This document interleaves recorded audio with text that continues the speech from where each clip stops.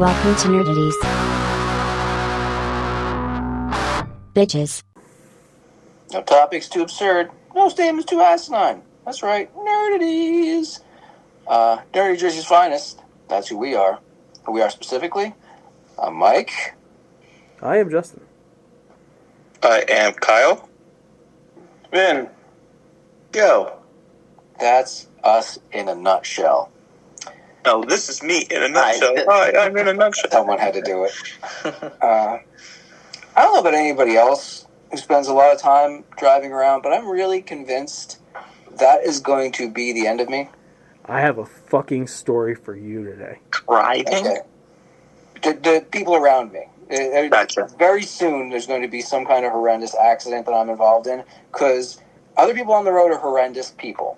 Now, this one didn't put me in danger, but it was the one this week that stopped me in my fucking tracks and said, can you believe the fucking balls on people? We're all familiar with Church Road in Silverton in this group. Yep. Mm-hmm. It's nothing too special to the listeners. Unless you're from the area, then you know it well. Pretty basic 2-lane road. Comes out onto a major thoroughfare known as Brick Boulevard, Hooper Avenue. That's right where the intersection is, where it changes. And there's a left turn lane there that quite often gets backed up. Well, you got a question? All right, no. I'm gonna give a little more context to the listeners about Church Road. There are 15 churches on Church Road, because that's why it's called Church Road. There is also one of the largest senior communities right off of Church Road. I believe that plays into my story, too. There's a left turn lane when you get onto the major thoroughfare, when you get up to the major thoroughfare, and it backs up for a while, because it's quite long. There was a fellow in front of me with his left blinker on who decided that because the light was about to turn red and something so fucking important was waiting for him, that he got into the right lane from us, which is the straight lane. You go in that lane to go towards the lagoon, not the lagoon, the river, all the houses on there, and got up to the light just in time for it to turn red. So he put his blinker on and turned in front of everyone that was stopped there. All 10 cars. Oh. I fucking can't stand people anymore. The New York entitlement. plates? Yeah. What was that? Was it New York plates? No, it was an elderly person. I believe, like Joe was saying, it's a local who just thinks they own the road. Maybe he just did the quick assessment that all the drivers were decades younger than he was, and he felt he had a limited time left. Didn't want to waste it at that light. That's a choice. It might be a choice that went through his head. Yeah. I believe it's the wrong one. Oh, I would agree. Yes. I agree with you. What if he was about to fill his diaper? Maybe. Then squishing it. Yeah. He could have turned right and went to the McDonald's and used their bathroom. Yeah.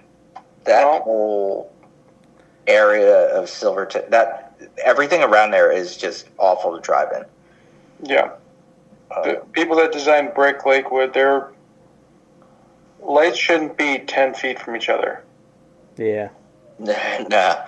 They shouldn't be. Yeah. It's gone too prolific, to say the least. Yeah. What was your traumatic story, Justin? You are very familiar with the ShopRite parking lot here. Not the worst parking lot ever, but on specific days, like Sunday, I park way far out. Yeah. If I have to go there for something. Down by you? Yes. Yeah. Yeah. Okay. Oh, boy.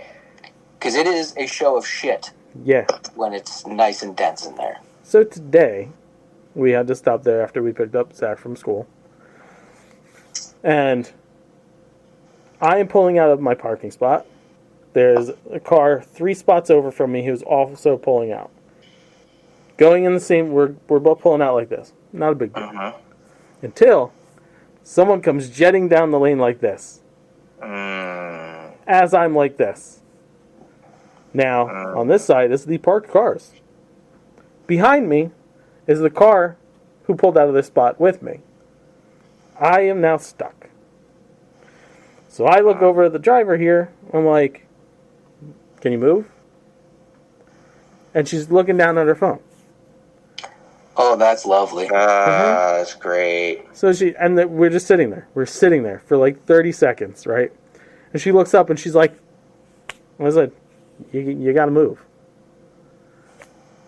She refuses. She's like, you move. So I roll down the window, I stick my head out, and I was like, do you see the fucking car behind me? Where would you like me to go? Oi, you see the fucking car behind me? How about, put your phone down. No one's gonna swipe back on you anyway. Back the fuck up and let me go. Boy. Did you drop the swipe line? Were you that cold? Ouch. So she doesn't back up, but she like now goes out of her way so that I can at least get around. And then she gives me the finger. I hate people. Sounds like you deserved it.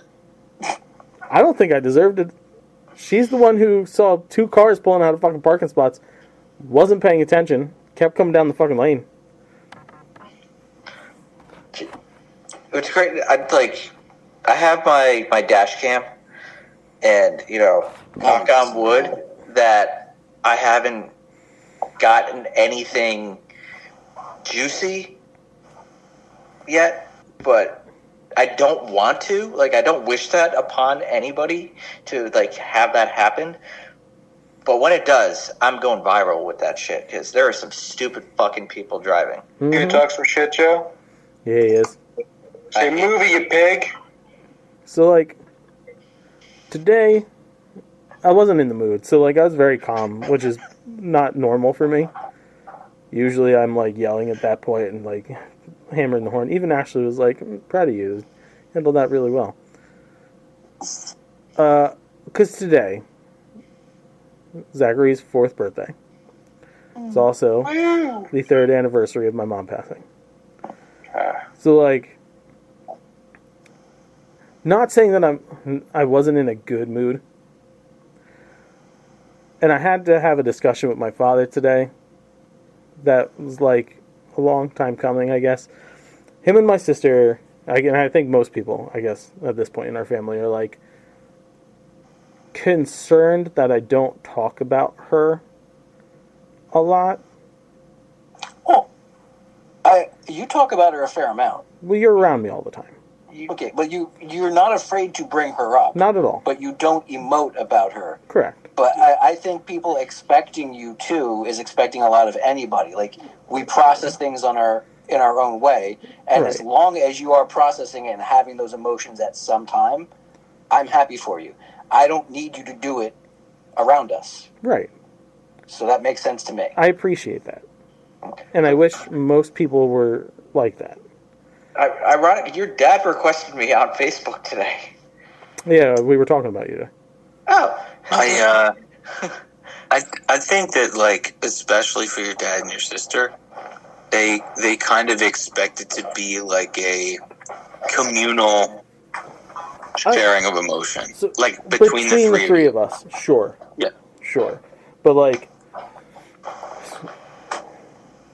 the way I tried to explain it to them, both of them, Kelly understands it, I think, because her and I have talked about it more frequently than my father and I have. And I know I've explained this to Mike, but I get more angry about anything than I get upset about things.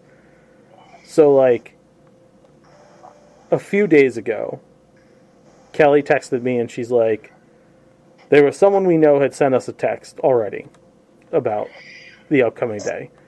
And Kelly's she's like, would it be bad if we muted our phones on the day? And I was like, no, absolutely not. I think I might fucking go airplane mode. Because I'm so over the what I feel is fake caring, because it only comes up around now. Yeah. Yeah, I understand the notion of if you really gave a shit, you'd be asking me on a more regular basis how I'm doing, instead of, oh, I'm reminded that this is when it happened, maybe I should reach out right now. Right. But at least there is the reaching out part. At least they the people care. But I understand the perspective of back off. Yeah. But I'm sure you're also not just talking about people reaching out. Right. I'm sure you're also talking about the people who are like posting on social media and not reaching out. That too.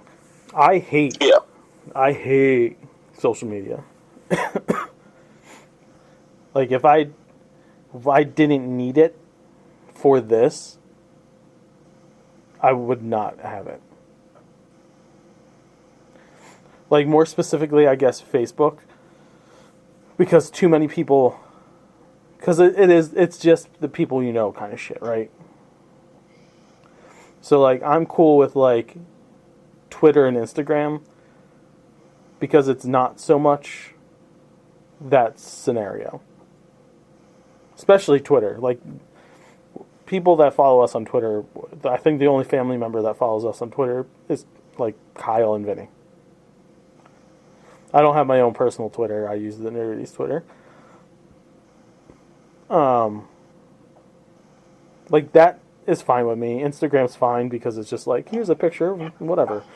Passes. Yeah. But it's the Facebook of it all. And it was like, I was saying to Ashley on Mother's Day, like I didn't make a Mother's Day post until later in the day. We had shit going on. But like, my wife would be perfectly okay if I didn't go on and post for Mother's Day. But there's people that we know that like, if I didn't post something, would text me to be like, oh, I bet it's hard. Which is that? No, I don't. Like, if you see my fucking Facebook, I barely post anything to begin with. The most frequent post I make is once a month telling you assholes to tune into YouTube. We love you guys. I don't mean our audience, Joe. But the people on Facebook. They show up.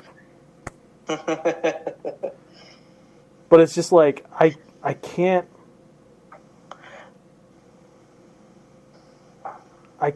deal with that, like, it almost feels like they're doing it out of necessity to make themselves feel better. It is the reason a lot of people do shit like that. Yeah. And like checking off boxes. Right. And it aggravates me more than anything. So it's like, I'd rather you not say anything to me. If that's how you're going to be about it. And I'm not asking, like, and that's the other thing too. This is in no way like an ask for like, check in on me. Don't. I could care less.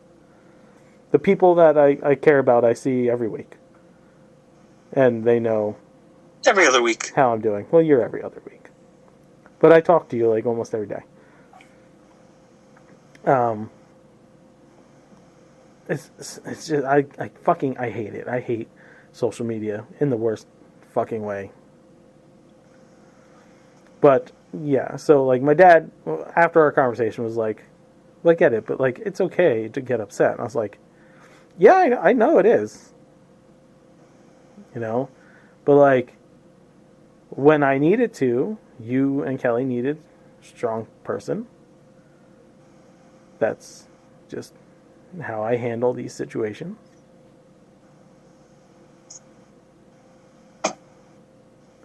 It's who I've always been. It's not the first traumatic experience I've had in my life. It won't be the last. This back hurts from carrying a lot of shit, but that's what I do.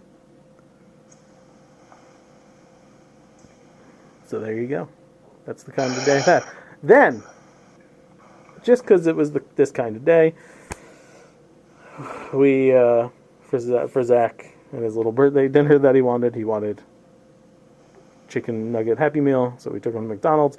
On the way to McDonald's, I was like, oh, let me click on the email, make sure we're good to go still for the interview tonight. I had sent the link yesterday, or this morning, and I see we got a response from a sponsor. I don't think we should divulge who the sponsor is. We are not. Yet. We are not. Right. I just want to say congratulations to everyone in this group. Yeah. All I'm going to say is we're not going to talk about Liquid Death much anymore, that's for sure. Yeah, they're not getting free fucking press. Liquid who? Exactly. Yeah, I drink my water. Yeah, regular water. Yeah, water. Yeah. Liquid life. Fuck your death. It would seem that something's coming up Millhouse for the Nerdities crew. I'm very, very excited, very happy. It is something that can get us back into the convention scene. It is the kind of thing that we've been discussing that we needed. I look forward to this partnership. I will divulge this much. It is the kind of advertiser I would like to have. It's a notion I support. Yes. And I would espouse it every week without feeling like a whore. Yes. It's actually funny that Justin brought this up right after the conversation he just had. Yes. Because I was going to say something that could have segued into this anyway. When Justin said that, being strong for other people. Yeah. It's Trojan condoms. Trojan condoms wants it. Yeah. Yo. They have to be Long and strong for other people. Yes, to avoid further bills. Get that. It's Get $10 that. for a Condom pack of money. condoms. $10 for a pack of condoms will save you so much money. Trust me, I know. And if you have a giant dong like me, they have Trojan horse. You're a So Magnum man. don't be alarmed. Yeah, I mean, They really should name them that. if it could fit my leg, it's good. Trojan horses. You won't believe what's hiding inside. They don't do that? Oh, that's They're Magnums, right? Trojan Magnums are their Is it engines. Magnums Yeah. is the big one. And I'm, Trojan horse. I thought they were a different brand. I'm proud to say I have used a Magnum before, and it wasn't a complete disaster. I just so everybody is aware, this is a fact. The only difference between a Magnum and a regular size condom is the fact that the Magnum's reserve for sperm is bigger because it's meant for larger loads. It's not meant for larger cocks. Why is there so much promotion around it for big gum? Because people think they're cool when they buy them and they put them on and they're like, oh, my dick fits. Well, then it is good that I use them because I got pretty good loads. There you go. It's always been the problem when I use condoms. It's like, wow, Yeah. this is like coming up the sides here. Right. I need more. Dripping right down the sides. Now you know. Yeah. The more you fucking know. My nickname is Blastoise. You know what I mean? Vinny coming in clutch with a show name. You know when you open up a tube of toothpaste and you're holding onto the tube too hard? Yeah. Yeah. Yeah, it's like that for me a lot. And often. Yeah. Oh, I'm crying. My nickname good. is Blastoise.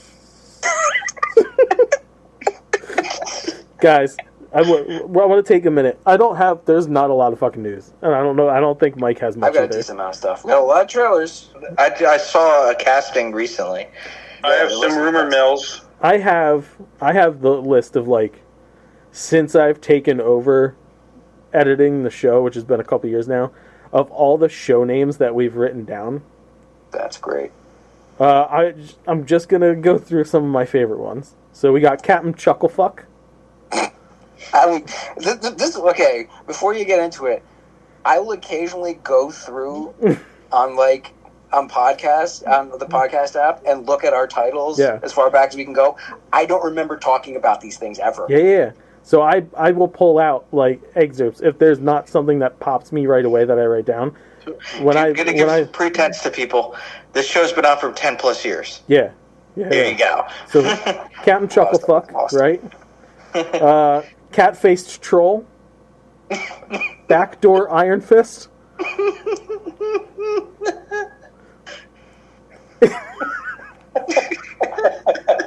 It's Tank and Jet. What? There was an episode we did where someone fucked something up and it sounded Russian, and you came back with something. It's Tank and Jet. I remember that. Lazy Bon Jovi. That should be a sexual term. Hashtag I'm the lazy Bon Jovi. Hashtag I'm a fuck that clavicle.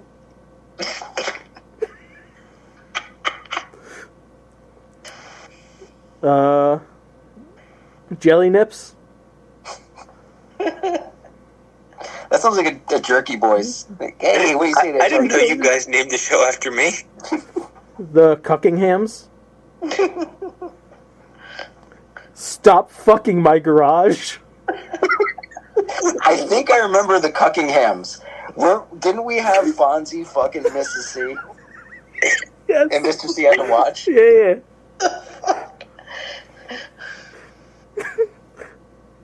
Haunt your dick off. We're very mature. Gun-toting marsupials. That was one of my favorite fucking stories. That was just a random story that, like, some fucking wallaby or some shit got in its hand on an automatic. I don't remember. We have talked about so much stuff. Wow. Tail fuck me now if you want to live. Cringe inducing. Pelvis titties.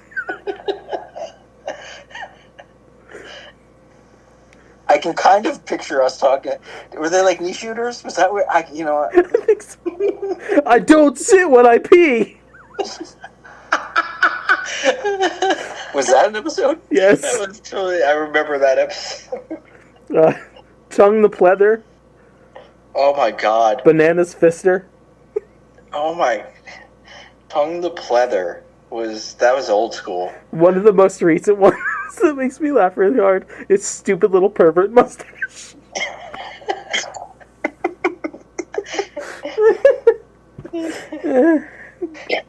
There's plenty more, but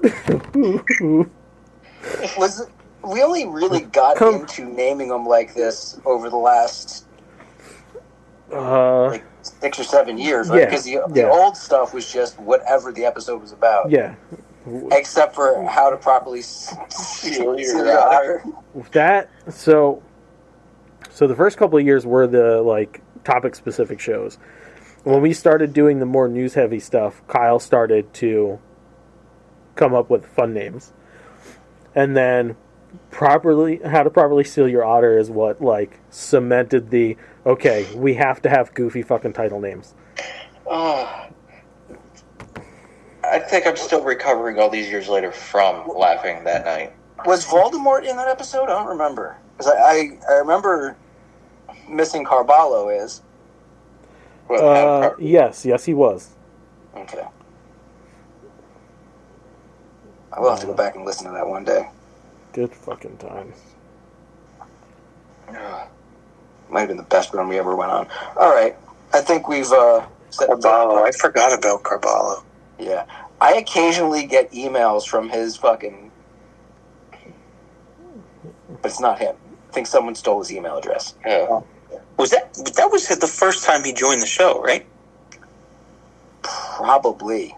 That was within our first few months. Sorry, I read another one. Dropped him out of camera view. I love the fact that we're filming this stuff. Lady in the Dick. What? It was the review of the live action Lady in the Tramp. It's not even that funny. Maybe. It's not witty. It's not witty at all. It's so red. That's the one that's breaking him. I, for one, think it's witty. Thank you, man. I think Justin needs a nap. Oh, man. Good times. Fuck. Anyways, no casting. Actually, there is. What? Also, no food news. Yeah. Hooray! Oh, we have food news, buddy. Well, fuck you and get it over with. Just for you. You'll have to wait. It's been confirmed that Kristen Ritter is coming back to Daredevil. Yep. Season 2, she's showing up as Jessica Jones. I already called that. Confirmed. No, confirmed today. We all know it. I fucking confirmed it 3 months ago. Worst kept secret. All right, here's rumor. Patrick Schwarzenegger was spotted on the set of Doomsday, and there's a rumor that he's going to be playing Cyclops. I'm about that. I really like that. He fits. Yeah. A rumor that turned into be fact just today was confirmed by Beau DeMayo, former director of X-Men 97, in Season 2 of X-Men 97, which I'm starting to think should be called X-Men 98, but what do I know? I'm there with you. Nev Campbell will be doing the voice of Polaris. Oh, what? I didn't know this was confirmed. I saw this. There was rumor that she was going to be playing live-action Polaris, and I'm like, that doesn't make any sense. Not like, really. why would they jump to Polaris in Doomsday? And, like, if you're going to do that, like, if you're going to throw Polaris in there, you'd want someone younger. Not that she's, like, old, but she's, like, my age. She's a little older than me. Bitch, we ain't that old. I'm not that young. I'm about to start seeing some AARP cards coming soon. But yeah, we have some actual casting. Trailers, though. Wow. There's a lot of trailers. No shortage of trailers this week. Too many to go through. And they're all pretty good looking, too. Like, none of them were like, oh, this is going to suck. Yeah. All right, we'll get the one out of the way that we know Vinny's going to roll his eyes out. Peacemaker Season 2. Yep. I'm thinking some multiversal shenanigans are going on here because we got a Peacemaker meeting a Peacemaker. I think the current Peacemaker that we're seeing at first is not the Peacemaker of last season. Yeah, this is the DCU Peacemaker we're going to be following, and he's going to kill the DCEU Peacemaker. Yeah. Maybe. Yeah. Or the other way around. DCEU Peacemaker kills DCU Peacemaker and he goes into that universe. That's fine, too. Either way, let's just narrow it down to one Peacemaker, because I don't want to keep saying the word Peacemaker. We get some Guy Gardner, some Hawk Girl. Yeah. And, to tease them out a little bit before, or will that be after Superman? Or around It's going to be after Superman. Okay, so yeah, we'll know a bit more about them. Yeah. And, oh my God, why can't I think of who, the Pedro Pascal played him in Wonder Woman. Oh, Max Lord. Yeah. Yeah. As played by, Sean Gunn. Yeah. I like him playing a more serious-ish character. He's done a lot of goofy stuff lately. To have him be more of a straightforward. F1 the movie might be the least favorite title I've seen in a long time. F1 the movie. However, the contents of the trailer didn't look terrible. Could be interesting. Although, does it seem like Cars 3 in real life to anyone else? Yes, it does. Yeah. Which is probably why I was like, oh, this might not be too bad. I've seen this. A blonde guy playing a race car driver? No, just a race car. Looks fine. It looks like it might be like just a boring drama. Oh, I kind of hope it focuses just as much on that other dude as it does Brad Pitt's character. It will. It's setting him up as kind of a villain, but I'd like it. Like both of them could be dicks, but they're just competitors. I think to have a balanced narrative about both of them would make it more interesting than just make it Brad Pitt's our hero that we're following. Yeah. The Conjuring, Last Rites. More jump scares. Doesn't look that scary at all. I enjoy the Conjuring movies. Never got into them. I could watch it at night, no lights, by myself. Don't even need Megan here. Door unlocked? Well, you gotta lock the door. My dad always said, if you don't lock the door, someone's gonna come in and slit your throat. Which is a motto we live by in this house. The Old Guard, too. Yeah. I really enjoyed the first one. Yeah. And they set it up very interesting for the second one. Keeping that same element that Charlize's character is not in the strongest form. Yeah. I didn't realize that I needed to see Charlize Theron and Uma Thurman fight. Dude, when they showed her as the upcoming villain, I was like, oh, yeah. Like, when it comes to action stuff, we're so fixated on the guys, obviously, because there's more action guys. Well, you guys are because you're fucking sexist pigs. Well, no, because there's more action guys in there. We always think of, wouldn't this character be great to fight that one? Wouldn't this actor, this handful of guys that have been around forever, like, let's say Michael Jai White fights Dolph Lundgren. Well, that's pretty freaking cool. Probably happened. I don't know. But Uma Thurman did play one of the coolest samurai ever. Yeah. She did. She is an action legend for just 2 movies. Yeah. And, yeah, her in a sword fight with Charlize Theron. Yeah. Alpha females, baby. Oh, yeah. As long as they don't do that stupid bullshit where, like, they just drop, like, a 6'5", 280 guy and they both weigh 100 pounds, I'm all about it. I love Leeloo Dallas multipass. Well, I mean, Charlize, they're both playing gods, though. Oh, I didn't even see the first one. I know she's got really? the Well, they're she's not got the necessarily Beatles cut. gods. They're immortals. They're immortals. Yeah. But they She's got have the Beatles haircut, right? So Joe's probably dripping over that, huh? they have enhanced features. Yeah. She had the Aeon Flux haircut. Yeah. They're enhanced? Yeah, they're enhanced. I don't know how you could enhance Charlize Theron more than she already is. I mean, Yeah. like, strength. Keep it going. The Long Walk. Bro. Stephen King novel I missed with that. virtually no supernatural. Those are always the scariest ones from him. Stand By Yeah. Me meets The Hunger Games. Yeah. This looks like it could be in the same universe as The Running Man. Yeah, dude. Bunch of people. Is it young people or is it just anyone? Because it shows mostly young people. They seem like young men who are doing this. Yes. Elect to keep walking, to pull a Forrest Gump.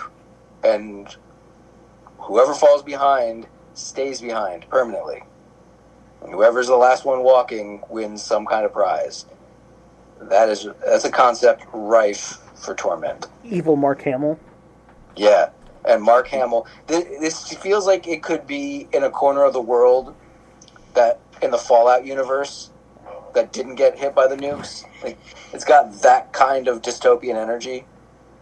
Or it's the Purge world after they stopped doing the Purge but needed to torment somebody. So yeah, this looks interesting and fucked up. Also interesting and fucked up, Honey Don't. Yo. I can't remember the last time I've seen a Coen movie. This isn't a Coen Brothers movie. It's a Coen Brother movie. Yeah.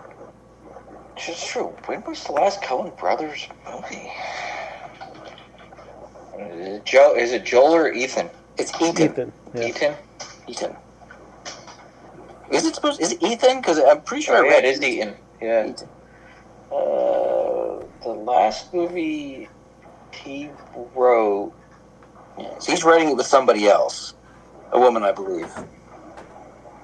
But they probably didn't have to tell me that Coen was involved. It was fairly obvious throughout the trailer. This has Coen energy. He wrote Get Hard. He wrote Tropic Thunder. What? Oh. What? It was one of the writers of Tropic Thunder? Yeah, him, Ben Stiller, and Justin Theroux wrote Tropic Thunder. Now I'm going to have to go back and watch that and see if there's anything that stands out. I Anything Coen. But yeah, I can't say I love their movies. I don't think I've ever seen one in the theater. But they're the kind of filmmakers that when they come home, I'm like, yeah, you know what? I need something really weird right now. I don't want David Lynch weird, but close-ish. It looks fun. It does look fun. So there is an Ethan Coen. But it's not the Coen brother. It's not the Coen brother. Ethan Coen is the Coen brother. Okay. Yeah. I brought up Fallout Season 2. But that wasn't even a fucking trailer, guys. Yeah, I was going to say, all it does is just... Well, It confirms showed that you, we're like, going the to last Vegas. few seconds of the end of Season 1, and then it was like the panning shot of fucking the desert. When the commercials were more for Season 2, because those commercials weren't in Season 1, of him shooting the Nuka-Cola. But even that is just, like, it's reiterative. Like, all right, he hated his life toward the end of that society. He couldn't stand what he had become. it's more, all right, yeah, he was in hell. Yeah. How he becomes more of the ghoul, like how that happens. But the coolest looking one out of all of them, I'd say, kind of safe. That Honey Don't might be the coolest looking one, but Nobody 2. Wasn't sure where they're going to go with this one, because it didn't end in a John Wicky way where he was back in the life. It kind of ended like, I figured if they're going to do anything, they're going to make a movie with Jizza and Christopher Lloyd doing a road trip. That would have been sweet. But they're both back, and it's basically National Lampoon's John Wick Vacation. Yeah. Strong concept. I'm liking the swerves people are taking with sequels right now. Didn't expect M3 2 to be a good concept. Yeah, I can't wait. I like that idea. I thought Nobody 2 was just going to be a simple cash grab, but no, this could be a lot of fun. I kind of hope the rest of his family gets into the whole ass-kicking game. At least his son. Yeah, his son looks like he's ready to fight, yeah. Yeah. I'd like to see him do a little bit of training with his son and him get involved in the family business and have his uncle and grandfather pat him on the back for killing a bunch of guys. But that's all the trailers we got, right? That's all the trailers. That's all the trailers. Do you have anything in reviews before Joe and I talk about Andor? I do have reviews. Is there anything other than Andor? I didn't see anything. I didn't see anything either. So, we finished Another Simple Plan. Bravo. Good job. Very twisty. Another Simple Plan or Another Simple... Simple Favor. My bad. Favor, yeah. I mixed the band up there. But yeah, Another Simple Favor. Good. Fun ending. Recommend. They're good times. We watched the Tom Hardy action movie on Netflix called Havoc. I didn't finish it. I got like a half an hour in, I think, and I was shit tired and I passed out. It was done by the guy who did The Raid. What'd you think? I heard mixed reviews. It's okay. Yeah. I'm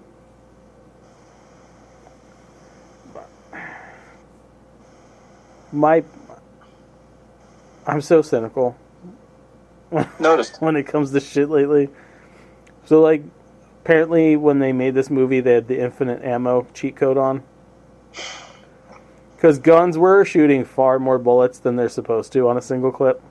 IDKFA? God mode the movie? Yeah. IDQD? Also, like, they took double tap to, like, septuple tap. Like, you headshotted on the first fucking one. 7 fucking more shots later. They dead, bro. They're dead. But yeah, like, infinite ammo mode really took me out. But it wasn't John Wick. You start to appreciate when things are done. Because they're going by how much ammo is actually in the fucking clip. Like reality and stuff. Right.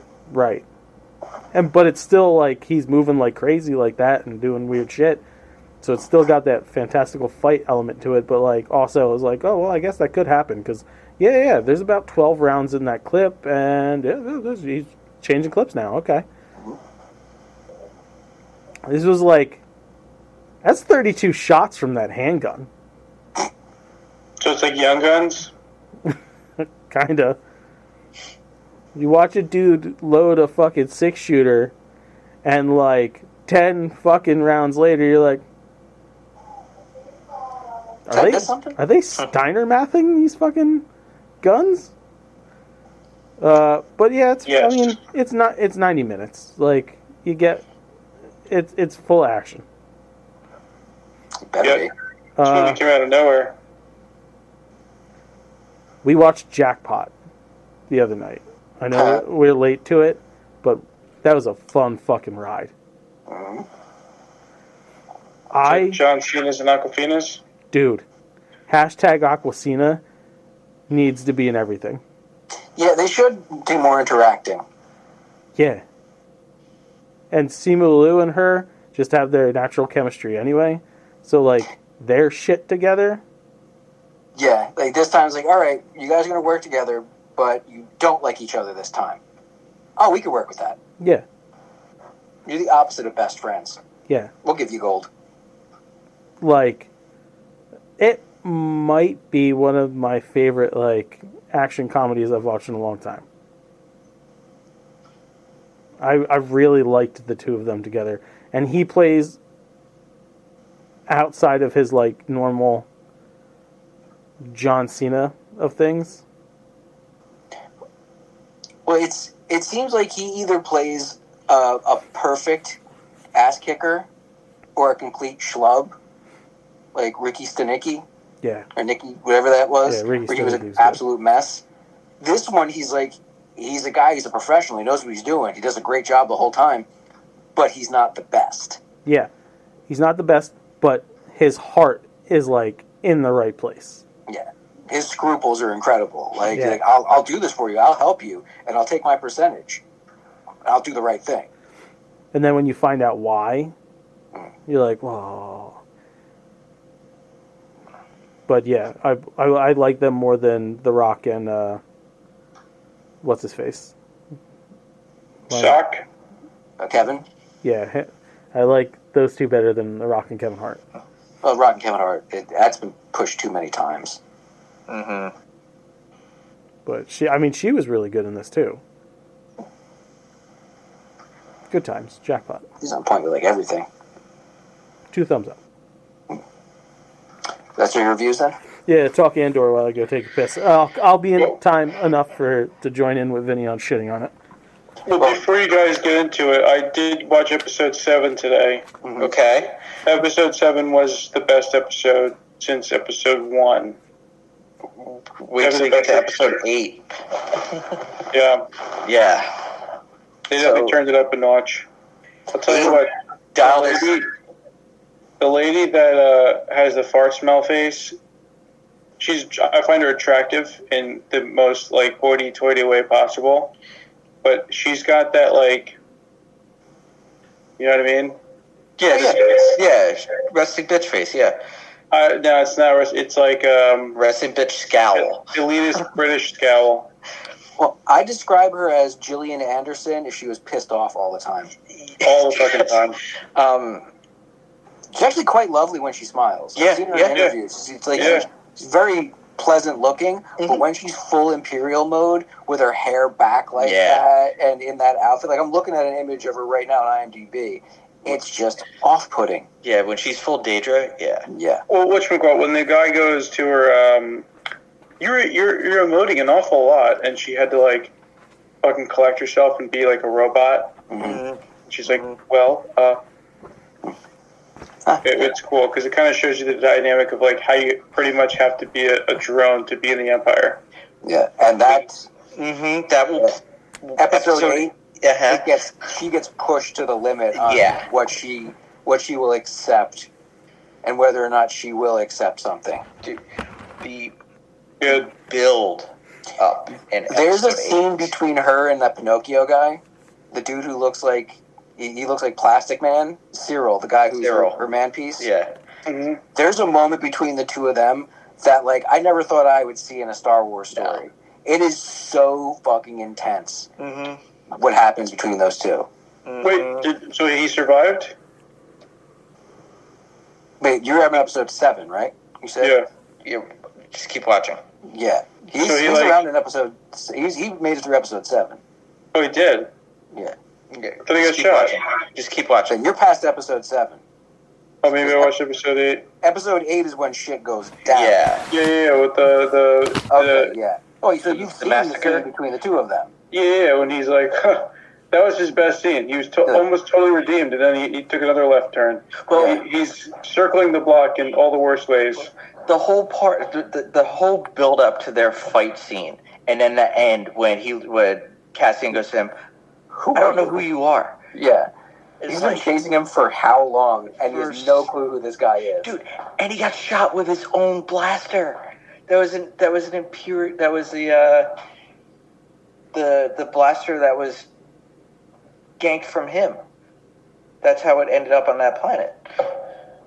On Gorman. Really? Because Cassian had it. And then, like, episode 9, the tempo is different. I was really surprised they did the whole Gorman thing in 8. I'm like, well, how do you do 9? Like, what could they do that's so good in 9? It's not actiony, so you might not love it, but the tension is there. It's more race against time. Yeah. Yeah. That would have been the theme of episode 9 would have been race against time. Yeah. Someone makes a decision that needs to be made, and then it's getting them out of that situation that's done so well. I did watch Precious Cargo, the episode of Rebels that takes place right after episode 9. I just watched that the other day too. Yeah. I hadn't seen that since it first came out. It's so great to see it all connected together. Yeah, when they she's gonna get the Yavin, but we're gonna have somebody bring her there. Yeah. Seeing Yavin in its early days as a base, seeing the insides of the rebellion, and seeing a bunch of guys just show up they're new recruits and they're being put through military training. Yeah, it's not just a ragtag group anymore. They're trying to make a military.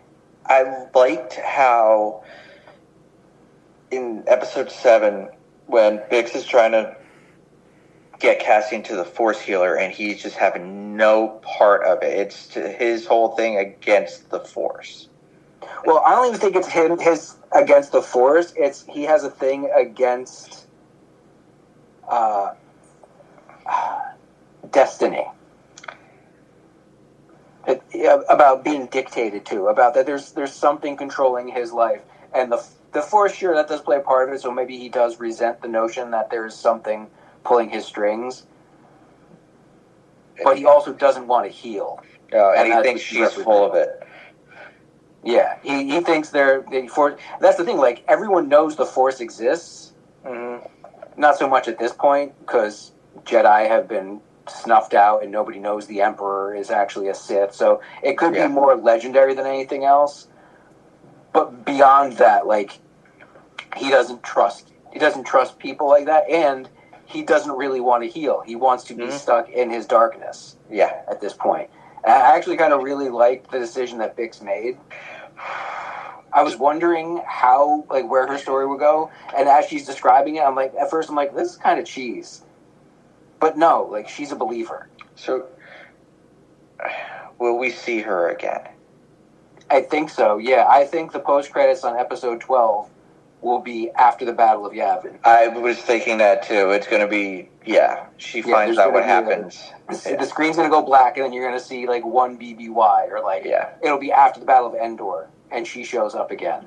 Yeah. It'll be something for her to show respects to what he did. Yeah. I'm actually bummed that the last episodes of this are tonight. I looked at the time. They're shorter than 7 through 9. 9 was long. 9 was an actual hour. These are shorter. I just hope, given who they just picked up in the story, they're a bit lighter. A bit more comedic, at least. I do want to. I think this is going to be more of a. I honestly think they're going to go try to assassinate Daedra. Probably. They're just gonna, and something's going to happen, and Luthen is going to actually put himself on the line to let somebody else escape. He'll probably sacrifice himself. Yeah. He isn't long for the world. The last conversation he had, he's like, dude, I'm coming to the end of my rope. Yeah. I'm so happy with that show. So worth the time. The writing is just fucking phenomenal. It actually respects the viewer. Oh, God. A lot more than other Star Wars stuff does. It's not really hand-holding. The characters, just the world building of those characters. Stop saying world building. Insane. It's a world that's already been built with 9 fucking movies. Not this way. Yeah, these characters, Joe. It's just we've seen one. It's just a continuation of a story we've already been told. It's just fleshing it out. It's not world building. That's building the world. But it's in a pre-established world. Yeah, but it's fleshing the world out more. It's fleshing the story of that group of the rebellion out more. It's not building a world in which a new story is taking place. The world exists. That whole thing has been told to us in 3 separate forms of fucking media. Through books, through movies, and through fucking animated shows. When you see layers, different layers you've never seen before, that's an element of world building. I disagree. Well, that's fine. Anyway, on to news. Hey, do you know they're making a sequel to Practical Magic? Yes. Yeah. Yeah. Yeah. 30 years now? Yeah, whatever. 30 years on? Who gives a shit? Good for It's them. coming out September 18th, 2026. Have you told your wife? Oh, she knew about it before I did. Okay. Come on, Sandy now. Bullock, Nicole Kidman. Come on, Michael. Do you know what we're doing for her birthday next year? Gee, I wonder. Going to see that movie. Who's all in it? Who's the third one? Well, there's only 2 of them in the original, Yeah, it was right? just the 2 Oh, sisters. it was 3. It's Sandy Bullock and Kidman? Yep. Yeah. Well, that's fun. I mean, I didn't dislike it back in the day. It's not a bad movie. It wasn't up my alley. It's not a bad movie. We watch it every spooky season. They're the only people cast so far, so... Are they going to pass the torch to their daughters and come out with a third one? Makes sense. Well, there's definitely going to be some young Hollywood 20-somethings playing Kidman's daughters in this. Yeah. Didn't you have 2? She had 2. Yeah. They would be... World building. They would have to be... Well, they'd be in their 30s, not their 20s.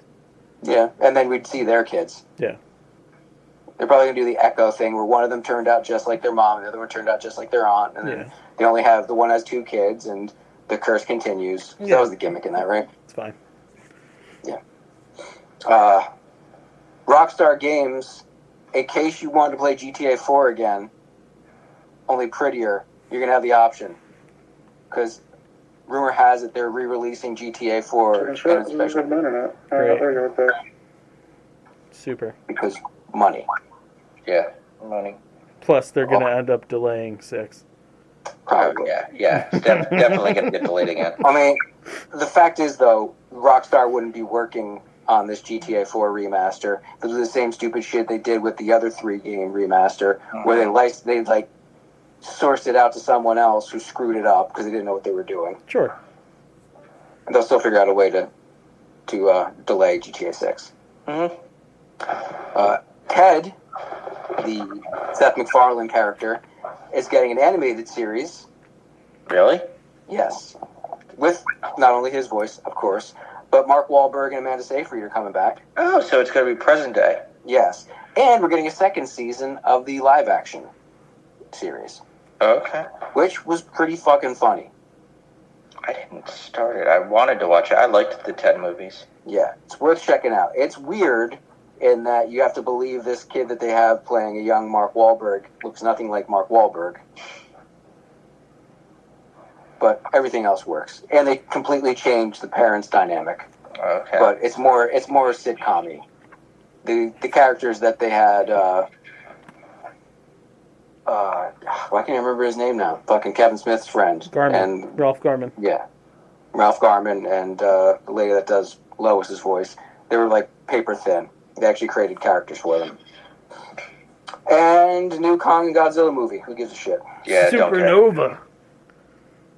If a fucking galaxy doesn't explode in this movie, why? Why are you naming it that?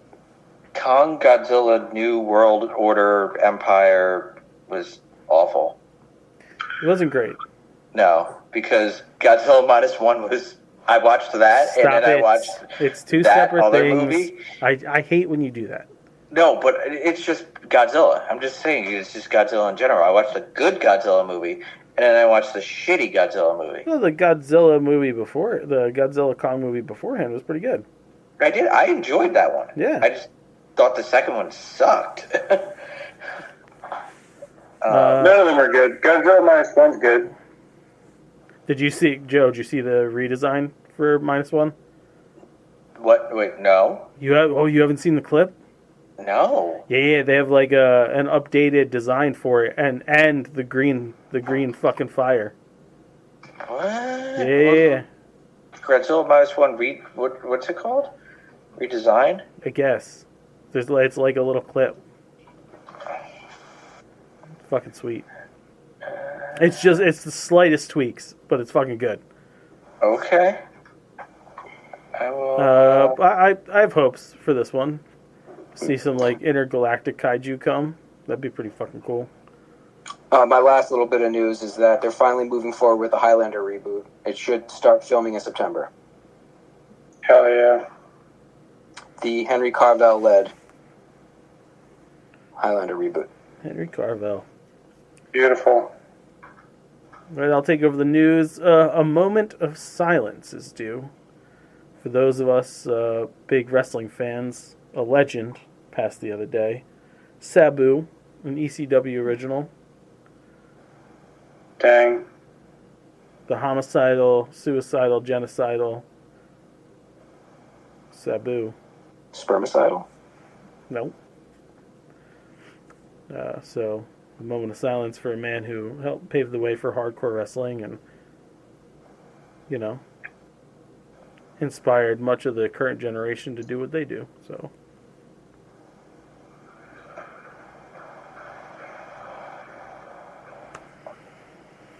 good day, good sir. I watched it. Yo, fucking cool, right? Oh my god, that is so cool. Yay.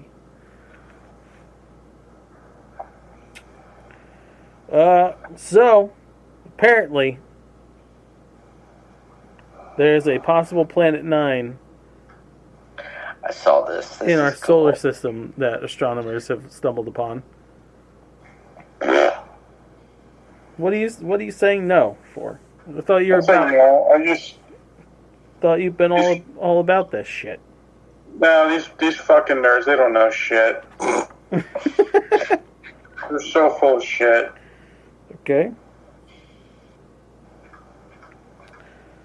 Moving on then, since Vinny's such a strong voice here for this. The Golden Globes have announced next year they're going to be doing a fucking podcast category.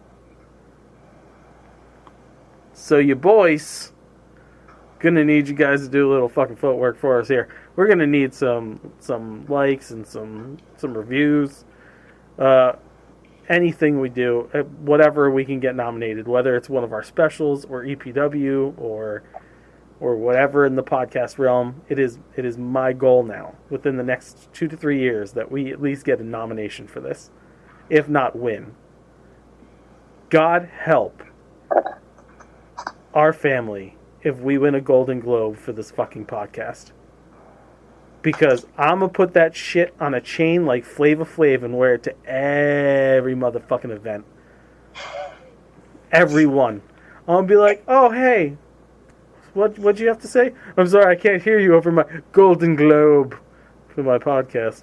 It's okay. They still won't listen. You know what you gotta do? You I don't give a fuck if they episode listen. of The Simpsons when Jay Sherman was on it and he had the Golden Globe and it came out of his pants pocket. It's like, oh, my Golden Globe. Oh, Golden Globe. Yeah. We're going to win that. I'm going to lord that shit over everyone.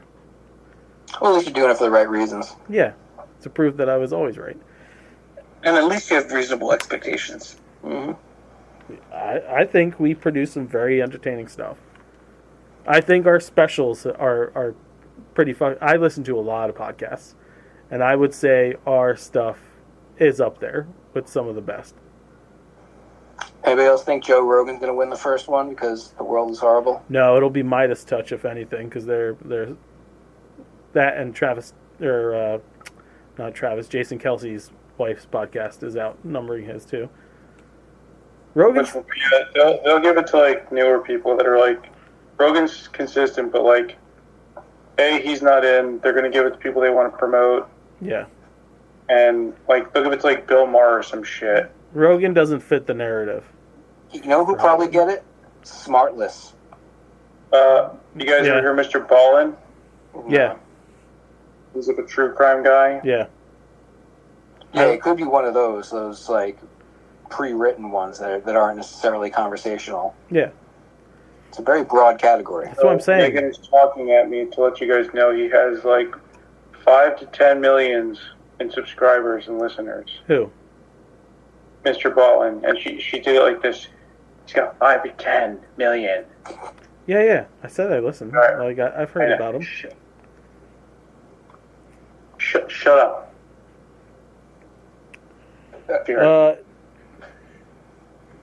There's a new NBC comedy coming this fall called The Fall and Rise of Reggie Dinkins, and it stars Tracy Morgan and Daniel Radcliffe. And it's being produced by Tina Fey. I mean, that part definitely makes sense. There you go. That's a win. And a few of the writers from 30 Rock. I know where I'll be. Yeah, it's going to be That's a fun. win. That's going to be a fun fucking ride. I can't get into Tracy Morgan long term. I love Radcliffe. Yeah. Did any of you guys watch the TBS show he did, or TNT show, whatever the fuck it was? Mm-hmm. With Steve Buscemi? Miracle Workers? Yeah.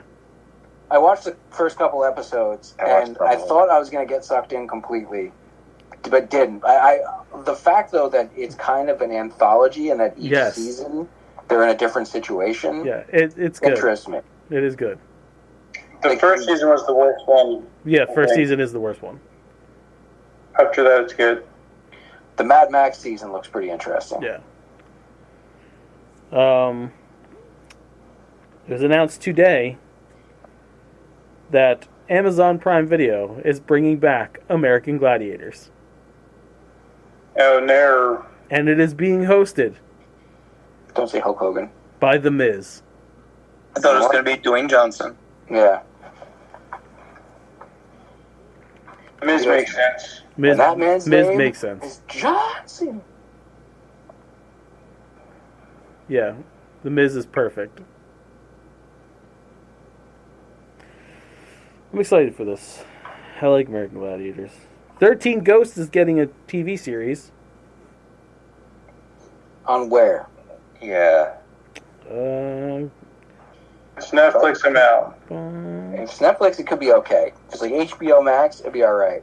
If it's like TBS, No. goodbye. Yeah, no. I'll take the Maxes or the Primes. It does not have a streamer yet. Is it just another remake?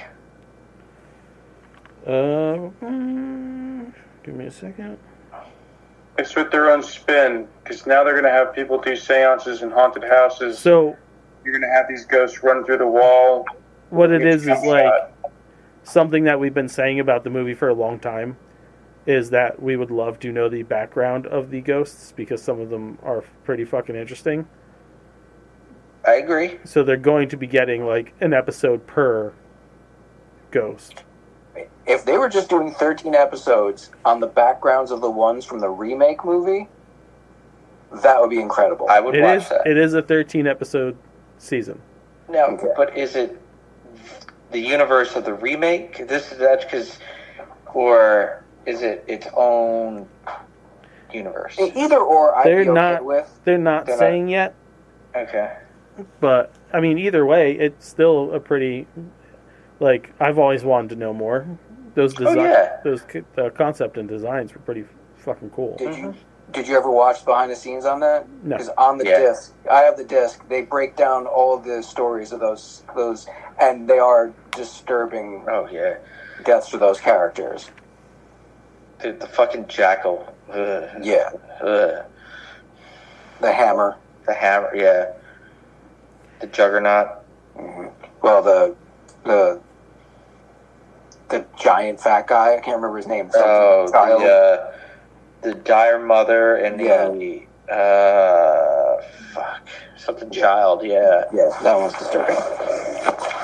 Gollum will officially return to the big screen for Christmas 2027 in Warner Brothers and Andy Serkis's The Lord of the Rings: The Hunt for Gollum. It'll open in theaters December 17th, 2027. I snapped this story, and when I was going through, I was like, nah, we don't need to. Didn't they fucking learn from the video game? I think this is trying to be a make good on the video game. But well, I know the reason why. money, but why? Like, haven't they learned from the Hobbit movies? They weren't good. They made money, though. This is a movie, though. This is not a series of movies. The Hobbit movies issue was that it should have been one fucking movie. Yes. This is the life and times of Gollum, I guess. That's a very broad life and times. Yeah. It's gonna be 70% in the cave in the dark by yourself. Yeah. Yeah. Or is it the period between The Hobbit and Lord of the Rings, where he's like in the wild searching for the ring? Could be that. I don't think he was in the wild searching for the ring. Was he still in the cave? I thought he was captured by Sauron. Yeah, he was captured and tortured.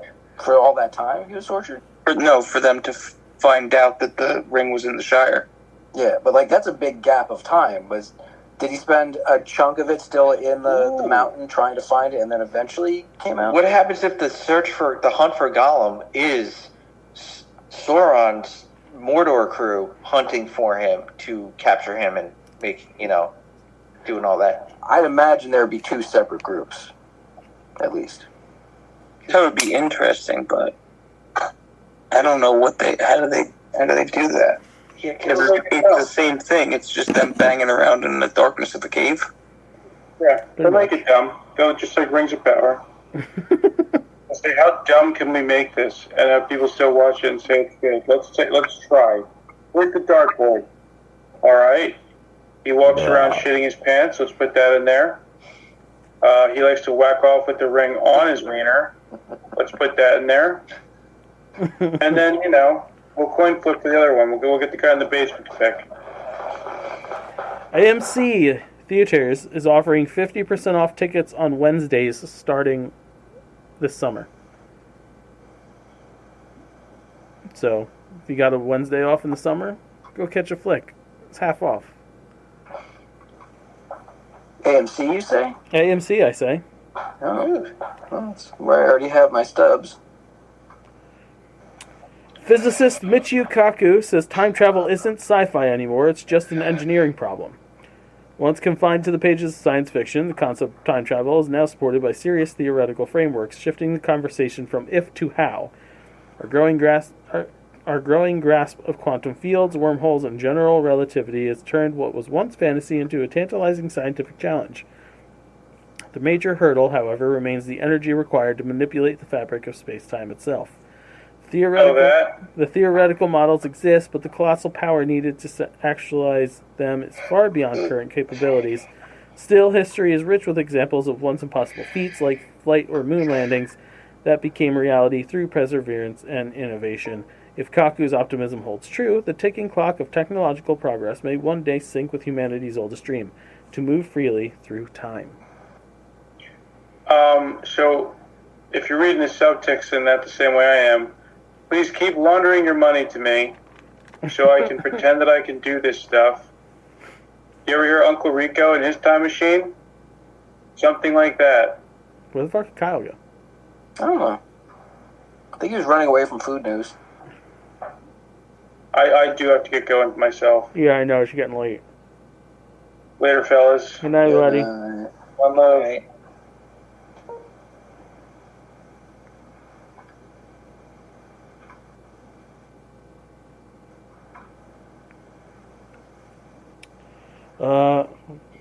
Right before food news here, I have some facts about Ghostbusters 1 and 2 that I did not know. Ooh, do tell. Oh, yeah. Both the Ecto-1 and Ecto-1A have a rear driver side door, but it's never used. A rear driver's side door? Yes. I never even thought that it didn't. Like, huh? Yeah, they have a door, but that side door is never used. Okay. Yeah, because in Afterlife was the first time we actually saw the gunner door, but that was the passenger side. Yeah, that's passenger side. The police officer guard in the jail in Ghostbusters 1 also plays a police officer as Carl Winslow in Family Matters. That I knew. Okay, that would really was that actually trivia? Do you expect to know what listen. I'm going through the facts that they've listed. The tubes connected to their flight suits are for urine. Sometimes they're shown clear, and other times they're shown yellow, meaning at some point our hero Ghostbusters literally pissed themselves. Okay, now I have something to pay attention to. Right? Yeah, they're both on Max right now. Yes, they are. I have my Blu-ray sitting right now. Nice. In Ghostbusters 2, the judge recognizes the Scoleri brothers as someone he tried for murder and had executed and gave them the chair. That means they were killed at some point before 1963, as Eddie Lee Mays was the last person executed in New York City in 1963 by way of electric chair, before it was abolished in 1965. Okay, so the movie took place 5 years later, 89. Mm-hmm. So what year? 63? 64, you say? It would have to be in 63, yes. 63. 26 so years. 26 years. Judge Wexler, I think that was his name. Yeah, he could have been a judge. Yeah. He was at least in his 50s, probably closing on 60s. Yeah. Mm-hmm. And that would make sense. He would probably be a young judge trying to prove himself. Yeah. Yeah. Louis Tully constantly locked himself out of his own apartment in Ghostbusters 1, only to eventually be possessed by the Keymaster. Am I the only person who thought that he wasn't locking himself out, that the ghosts were doing it? It could have been, but either way. Still. This is good wordplay. Yeah. In Ghostbusters 1, when Winston says, "I've seen shit that'll turn you white," you can see Venkman laughing at the line in the background. So it is a great line. It broke Murray. It pains me that Ernie Hudson had one of the best lines in Ghostbusters 2, and they cut it. It pains me that he has a great backstory, but it never got used. Well, they kind of tease at it for the new ones, but don't give you enough. The Hudson River between New York City and the Statue of Liberty is 50 feet deep, and the Statue of Liberty is 111 feet tall. So she should have only been seen about waist deep in water when crossing, not up to her crown in Ghostbusters 2. Yeah. Ray got a bit swindled when he bought the Ecto-1 for only $4,800. $4,800 in today's money is about $14,600. The 1959 Miller Meteor hearse was about 25 years old in 1984. A 25-year-old used Cadillac hearse from now is worth about $6,500 in today's money, or about $2,125 in 1984. And do they mean a working? Yeah, there you go. Wait, even as a kid, when he was rattling off that list, you're like, you knew he have got the same look on your face that Venkman does. Yeah. The elevator scene is the only time the proton pack is depicted being switched on from the pack itself rather than from the neutrino wand. Fuck, I have to think about this. That's interesting.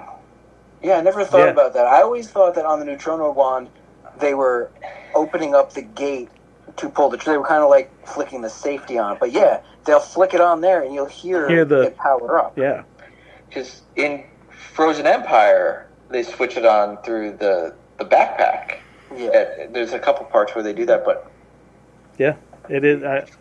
I think this is right. It is the only time that I can remember that the packs are used to flip it on. I don't remember them switching it on that way. Even like when they're in the courtroom, they use the wand. It's kind of silly. Like, why would you have both of those? The only reason to do it is so you can have that moment of switching on, and they can do that like back away bit. Yeah. Unless it was something after that first run that they adjusted to be switched to the wand. It's very Tony Stark of them. Yeah. Ray is the only Ghostbuster ever seen carrying a trap on his belt. Yeah, was that during the hotel sequence? Both movies. Huh. Venkman and Winston are never seen using the PKE meter. That's true. That makes sense. Yeah, that's 100% true. Yeah. Well, at least for Venkman's part, it makes sense. Yeah. Winston could probably figure out how to use it. Winston used some kind of sense. It wasn't a PKE meter, but some kind of sensor in Ghostbusters 2. Yeah, when he was scanning Vigo. Yeah. The cheese grater. Winston mentioned he was paid $11.5K a year. In 2025, he made about $35,000 to be a Ghostbuster. Ooh. Wow. I would be making more than Winston. Yeah. Yeah, me too. That always sounded like a low number, too. But where the character went, you know. The only times the Ghostbusters are actually shown inside the Ecto-1 in both movies are when they're pulled from a longer deleted scene. Winston and Ray in Ghostbusters 1 on their way to the fort, and after Ray gets possessed in Ghostbusters 2. Mm-hmm. I wish that full scene, existed of the possession. Mm-hmm. Hook and Ladder 8 was an active firehouse during the filming of both movies. Did any of you guys get that crazy edition of Ghostbusters 1 and 2 and Afterlife? No. The one that was the proton pack? No. I don't have that much disposable income. I didn't either. But it supposedly had a lot more deleted scenes that I don't know if all of them went on YouTube. Let me see if the Blu-ray has any listed. The interior set, this is the last one. The interior set of the firehouse was also a firehouse, but not in New York City. That set was in Los Angeles and can be seen in the different movies. The Mask and Set It Off being a couple of those movies. That's pretty great. And now, it's I time. don't think they have any deleted scenes on here. It's unfortunate. And now it's time for food news. Kyle should be upset with himself because there's not a lot of food news. So bummed. Okay. Girl Scout Muddy Bites Samoas.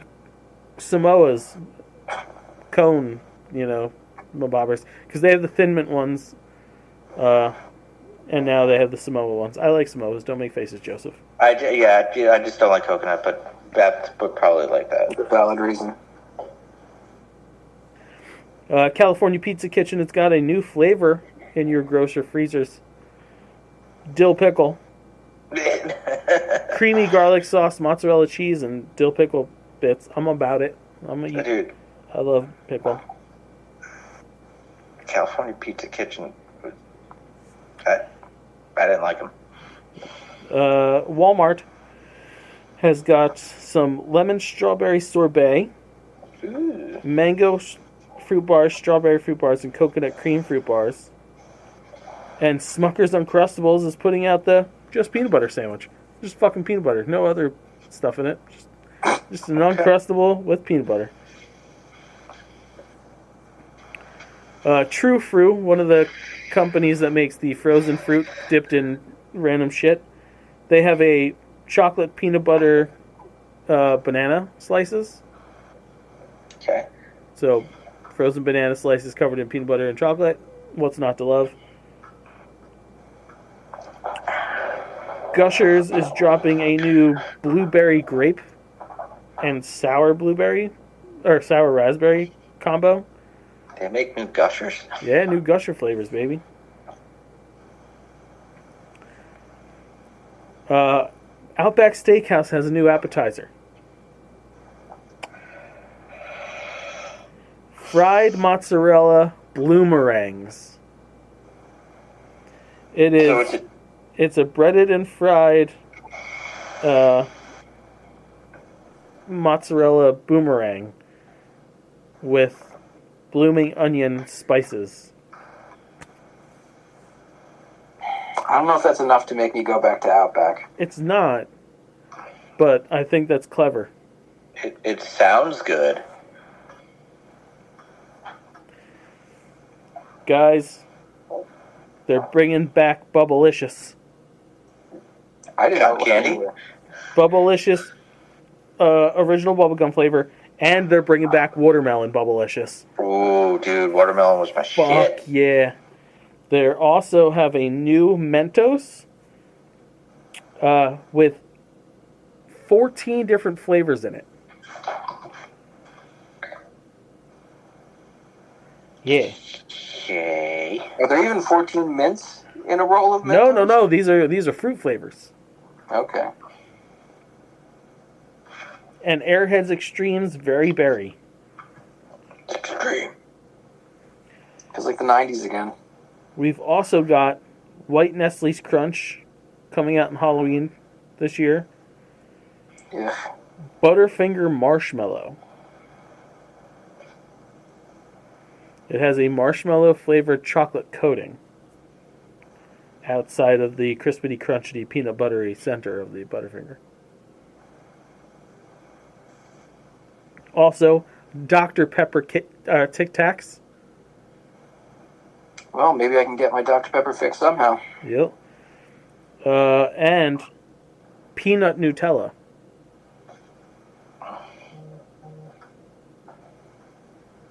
Yeah. Wouldn't that be just peanut butter? Or is it peanut butter hazelnut mix? It's not hazelnut, but it's peanut butter chocolate.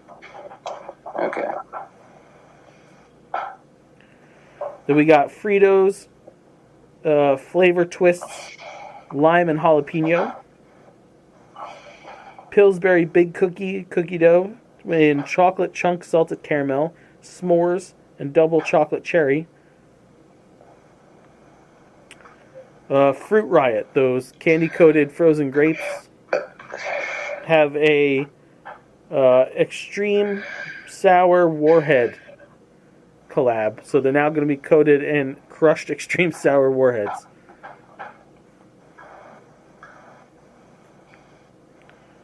And quite possibly... No, one more before that. Snack Pack Chocolate Pudding is now having a Dove Chocolate collab. So it's going to be Dove Chocolate Pudding. The dark chocolates. And in the Where Have You Been My Whole Life collaborations, Keebler Chips Deluxe is collabing with Nestle's Crunch to create Chips Deluxe Crunch. And I'm going to send you the picture because, goddamn. Well, shit. Now, I didn't realize Chips Deluxe were still going. Oh yeah, Chips Deluxe still out there, bro. Because my step-grandma's house, she always had a jar filled to the brim with those, and I ate way more of them than a kid should. Pravdo. Yeah. Yeah, that looks sexy, doesn't it? Oh, I would eat it. I gotta get in that. Yeah, I would totally eat that. I'll pay $5 for that. Yeah, dude. You know, that's what it's gonna be.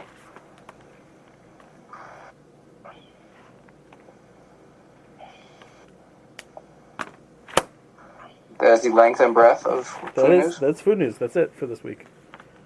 All right. Well, I only have a douche. Sadly, I haven't done anything nerdy enough. I also have a douche. I've got 4 nerds. Oh, good. Okay. Way to pick up the slack. Yeah. Obviously, Orange Julius Caesar and everything he's been doing, but I'm not really in the mood to bang that drum again. Yeah, I've had. I think Kanye's Hitler song should win the week. Yeah, that's pretty awful. Yeah, Ye wrote a song glorifying Hitler. You get millions of views on X, because of course they're all about free speech there. It's gotten pulled by SoundCloud, Spotify, and most other streaming platforms. He's going to end up dead soon. Yeah, and I don't think it's going to be an attack. I think he's going to do something to himself. Yeah. He's either going to hurt himself intentionally, or he's going to go so off the rails that he's going to try and medicate again and over-medicate. Like he's just going to he's going to hurt himself. Like, I don't mean like, I mean in like the klutziest fashion possible, kind of, but it leads to at least bare minimum detrimental health effects. Like, he's not okay.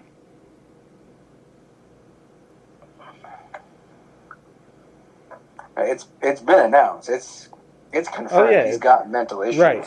And there's no one around him saying, hey man, maybe you should take this medication. Maybe you should get yourself looked into. Yeah. He's just off the fucking rails. Yeah. Joe, what's your... I'm going to get a little sportsy here. My douche is Rob Manfred. He is the commissioner of baseball. He just allowed players that were on the ineligibility list for the Hall of Fame to be eligible after they've died. I think I just heard about this. Including Pete Rose, who passed away last year, which is kind of a douche thing because Pete Rose deserved to be in it. Nobody's going to break his records. Did you hear who else? Shoeless Joe Jackson. Yeah.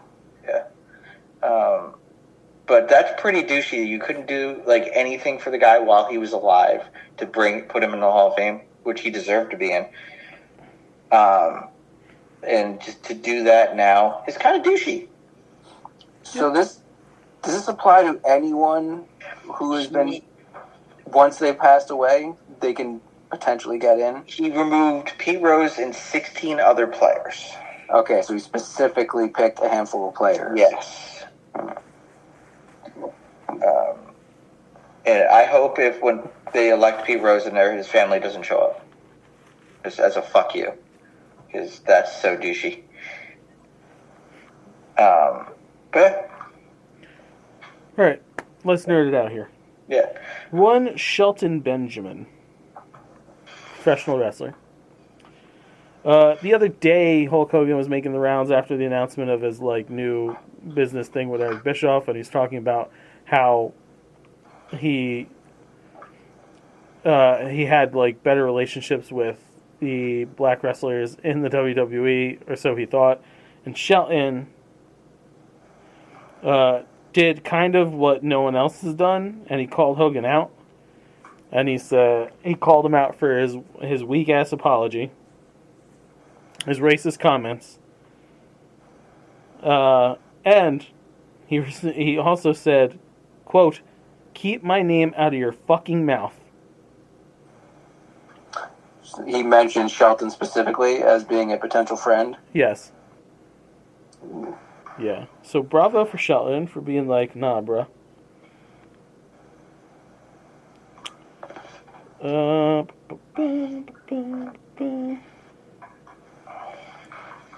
A group of Quakers are marching more than 300 miles to demonstrate against the Trump administration's crackdown on immigrants. Organizers of the march say their protests seek to show solidarity with migrants and other groups that are being targeted by the administration.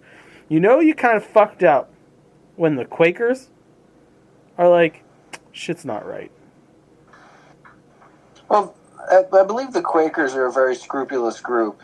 They would tend to speak their mind on these kind of things. If they start grabbing weapons, then shit's gotten real. Yeah. So, thanks, Quakers. Next, the Episcopal Church That's a tricky one to say. Has refused to settle white Afrikaners, citing moral opposition, because apparently you can only be a refugee in this country if you're white. Well, yeah, because Orange Julius Caesar seems to believe that white people are now oppressed in South Africa. Yeah. Even though no one in South Africa is saying they're oppressed. Yeah. This is just a way for them to pad the votes. Mm-hmm. And I don't mean that in some weird conspiratorial thing. I mean he knew he had lost the immigrants that were here because of how he's treating them. He knew he was going to be the Republican Party would be fucked come the primaries and any other election after this, and to help get that number back to where he needs it to be, he's bringing in white migrants who are going to thank him for bringing him here to this country. And if people can't see that, again, this isn't a side thing. This is just as black and white. You can look. This information is right there in front of you. It's pretty fucking obvious. And my last nerd of the week is... I'm going to need to find this motherfucker right here.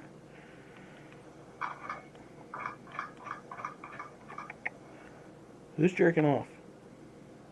That's my wheel of the mouse. Oh. Shit's so loud, bro. That's so weird. So loud. Your microphone picks up everything. Yeah. It is very sensitive. Giggity. You jerking off. Where is... Oh, is it on Facebook, maybe?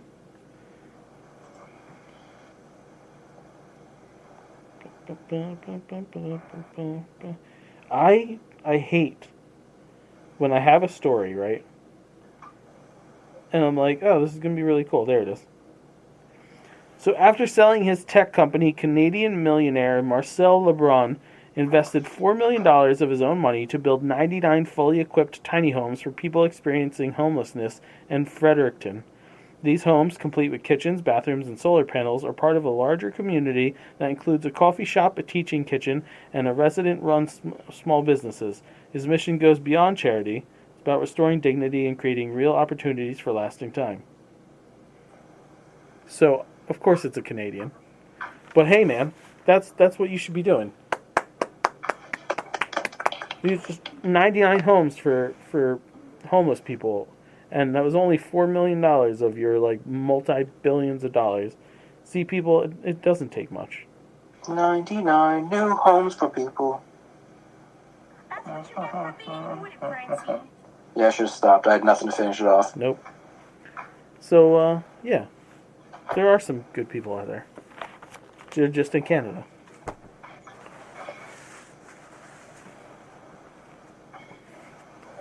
Oh, God. Oh, that's right. Kyle's not here. Oh, yeah, that's right. Yeah, if you like what you hear, go to facebook.com/nerdities, at nerdities on Twitter. Help me and join my growing legion against one Elon Musk. I enjoy Twitter so much these days. Daily, we get new followers. And retweets of the shit I call him out for. You little bitch. Anyways, also, at Nerdies on Instagram. And, ProWrestlingTees.com/Nerdies. NERDATIES. Buy them shirts. Go to Facebook.com/Nerdies. Be sure to like, share, and subscribe to all things Nerdies. And remember, ring the bell to get notified when new content is coming. Because new content is coming, including Season 2 of Nerd ETs, which will be theme park themed. We have a Halloween special, which is our Treat House Horror anthology. And there will be a Christmas special dubbed Justin's Hell. Justin's Personal Hell? Working title. We actually have a name for it, I think. Pretty sure we do. And we have 100 greatest lists. 100 greatest movie quotes of all time. Quotes. That was it. It was quotes. Featuring a very special guest who has, I think, his list completed now. Also, check out these interviews we're doing. We just did another one today. Yeah, it was great. We had a good interview. You know what else they can check out come Memorial Day weekend? Our brand new show. EPW. Do you like D&D? Do you like us? Do you like pro wrestling? You don't even have to like all three. Even if you just like us, and you like when we write shit, you're going to fucking love this show. It's quite the cast of characters, and it stars myself, Michael, Kyle, James from Exposing James, former intern Kelly, and her husband. And it is fucking fun. I have to finish writing this week's campaign because I've been fairly busy. Almost there. I think I got 2.5 shows left. But we have done some really fun shit. And what makes it even more entertaining is the fact that even with me writing stuff out, I and everyone else are all at the will of the dice. As ever, the ultimate tormentor. Because, like, Mike had a character who was, like, maxed out, right? She was my overall best numbered character. On paper, great stats. She recently won her first match, and we've been doing this for 3 months. It was very lucky I was having good success story-wise with my main guy and win-wise with my tag team. Yeah. Or I would have been so depressed with how bad she was doing. Yeah. And how she got that one win also sets up great things for the future. I am really happy with the way everything is going. And you can buy those characters' t-shirts on that ProWrestlingTees.com/nerdities shop. Like JDP's Vengeful God shirt. Or who the fuck else do we got so far? Grey Matter. Oh, Grey Matter's not in there yet, but... The EPW logo.